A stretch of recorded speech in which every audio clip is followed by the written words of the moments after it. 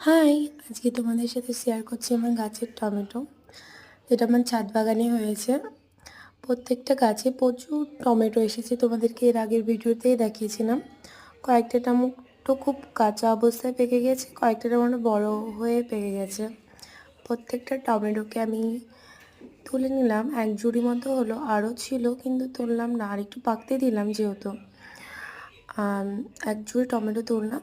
টমেটোর যে ডালটা হয়, কী করে টমেটোগুলোকে কোনো সার প্রয়োগ না করে আমি এত বড় করেছি এবং এটা ন্যাচারালিভাবে পেকেছে। তোমরা জানতে চাইলে অবশ্যই কমেন্ট করে জানিও, আমি তোমাদেরকে টিপসগুলো বলবো। এর আগেও আমার চ্যানেলে ভিডিও পোস্ট করা আছে এই টমেটোর, ওখানে গিয়েও তোমরা দেখতে পারো। এই টমেটোগুলো কয়েকটা ছিল,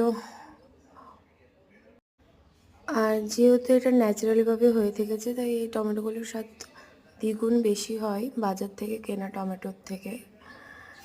কোনো সার